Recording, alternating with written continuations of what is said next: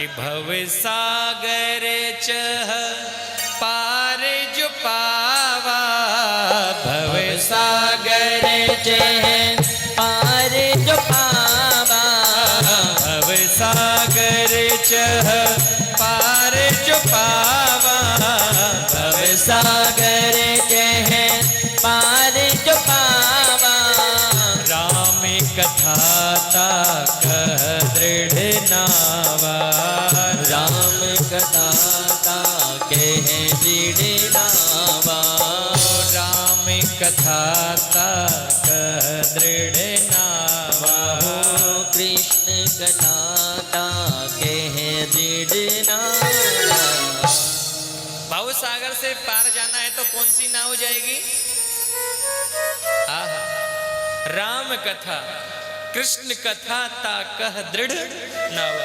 जो इस नाव में सवार हो जाएगा वो पार हो जाएगा, और जो नहीं होगा वो डूब जाएगा।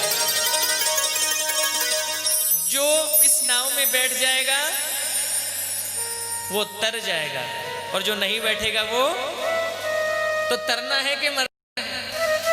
बोले महाराज जी तरना है जब ही तो आए हैं जी, तरना है जब ही आए हैं। तो मेरी गारंटी है आप नाम लेंगे तो आपके टिकट कंफर्म हो जाएगी महाराज, पार हो जाएंगे। इस संसार के सभी कार्य भी आनंद से पूरे होंगे, यहाँ पे भी दुख दर्द नहीं सताएंगे, क्योंकि लिखा है भगवान के नाम के सामने सब दुख दूर हो जाते हैं। तापत्रय विनाशाय, 3 प्रकार के दुख, आदि दैविक, आदि भौतिक, आध्यात्मिक, भागवत के पहले श्लोक में आता है। तापत्रय विनाशाय श्री कृष्णाय वयम नमः। सभी प्रकार के दुख भगवान का नाम लेने से छूट जाते हैं।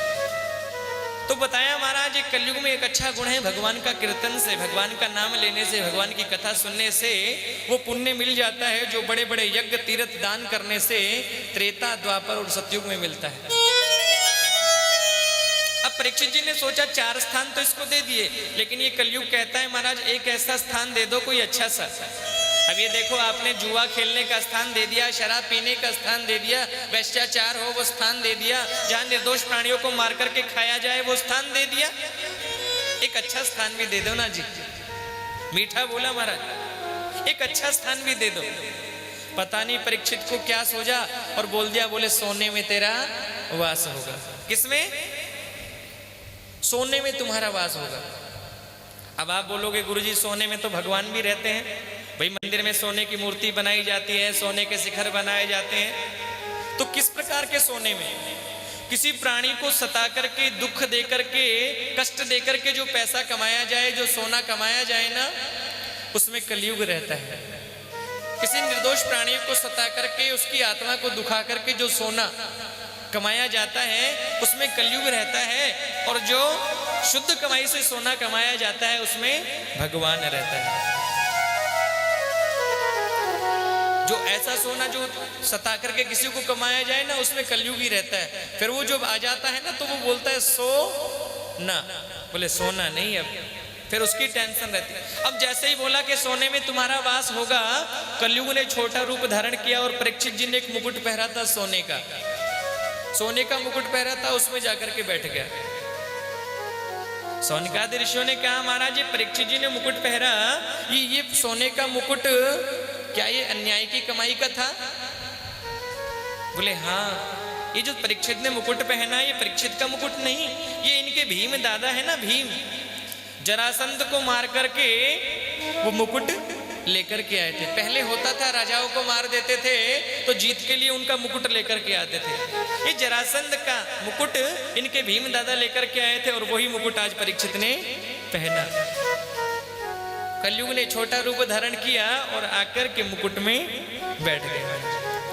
अब परीक्षित जी तो वहां से आगे चल दिए महाराज, बुद्धि भ्रमित हो गई।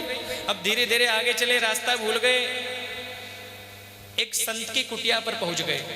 एक संत है समीक ऋषि, समाधि लगा करके बैठे हैं, आसन लगा करके बैठे हैं, भगवान का ध्यान कर रहे हैं। उनको ये मालूम भी नहीं चल रहा कि कौन आ रहा है कौन जा रहा है। जाकर के परीक्षित ने कहा, हे महाराज मैं परीक्षित, मैं राजा, मुझे प्यास लगी है, जरा जल पिलाइए।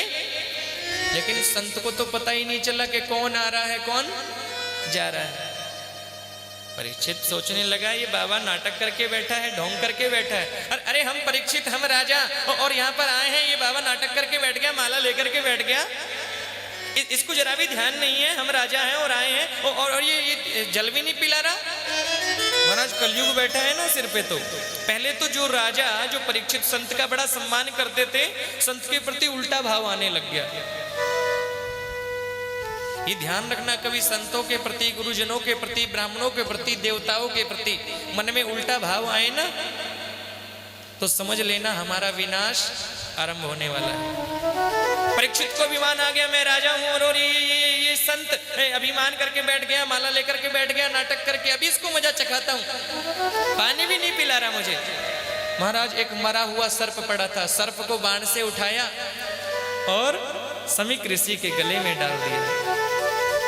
सूत जी कहते हैं, सोनकादि ऋषियों, आज परीक्षित ने वो गलती कर दी जो इनके पूर्वजों ने कभी नहीं की थी, और बोल करके गए थे बेटा जीवन में सब हो जाए लेकिन संतों का, गुरुजनों का हमेशा सम्मान करना, उनका अपमान नहीं करना। लेकिन आज परीक्षित ने एक निर्दोष संत के गले में मरा हुआ सर्प डाल दिया और महाराज वहां से लौट करके चले गए। संत ने कुछ नहीं कहा, संत को तो पता ही नहीं क्या हो रहा है क्या नहीं। छोटे छोटे बालकों ने देखा कि गुरुदेव के गले में मरा सर्प, छोटे छोटे बालकों ने जाकर के उनके पुत्र श्रृंगी ऋषि से कहा। श्रृंगी ऋषि जल में स्नान कर रहे हैं, कुछ की नदी में स्नान कर रहे हैं, स्नान करते करते जाकर के कहा, अरे श्रृंगी, तुम्हारे पिता के गले में वो आए थे महाराज राजा परीक्षित, और तुम्हारे पिता के गले में मरा हुआ सर्प डाल करके चले गए। जैसे ही मालूम हुआ महाराज, उस ऋषि बालक की आंखों से तो क्रोध बरसने लगा, हाथ में जल ले लिया और कहने लगे, परीक्षित, अरे तुमने मेरे निर्दोष पिता के गले में मरा हुआ सर्प डाल दिया। अरे तुम राजपद के विमान में इतना मग्न हो गए, तुम्हें पता नहीं कि संत का सम्मान करना चाहिए, और मेरे पिता ने तुम्हारा क्या बिगाड़ा कि तुमने मरा सर्प गले में डाल दिया। मैं तुम्हें श्राप देता हूं। हाथ में जल ले लिया, जल लेकर के कहा कि इति लंघित मर्यादा तक्षकम सप्तमे हनि, मैं तुम्हें श्राप देता हूं कि आज से 7वें दिन तुम्हें तक्षक नाग काट लेगा और तुम्हारी अकाल मृत्यु हो जाएगी। ये मेरा श्राप है। हमारा श्राप दे दिया कि 7 दिन में तक्षक नाग काट लेगा, अकाल मृत्यु हो जाएगी। रोता रोता वो बालक पिता के पास में आया, लाकर के मरा हुआ सर्प नीचे उतारा, चरणों में प्रणाम किया, अश्रुधारा बह रही है। चरणों पे जब आंसू पड़े, संत की आंख खुली। अरे बेटा श्रृंगी, रो क्यों रहे हो? पिताजी, वो आए थे राजा परीक्षित, अभिमान में बड़ा गलत कार्य कर दिया, लेकिन मैंने भी ऐसा किया है कि कोई राजा भूल कर भी आगे किसी संत का अपमान नहीं करेगा। अरे क्या किया बेटा तूने? अरे पिताजी, उन्होंने आपके गले में मरा हुआ सर्प डाला, मैंने भी श्राप दे दिया कि आज से 7वें दिन उनको तक्षक नाग काट लेगा, उनकी अकाल मृत्यु हो जाएगी। संत ने कहा, अरे पगले, तूने ये क्या किया? अरे तुझे मालूम है हम इस निर्जन वन में रहते हैं किसकी कृपा से? परीक्षित की कृपा से। अरे वो तो बड़े धर्मात्मा राजा है, वो तो कलयुग का प्रभाव था कि कलयुग सर पर आकर के बैठा, उसकी वजह से उन्होंने ऐसी भूल कर दी।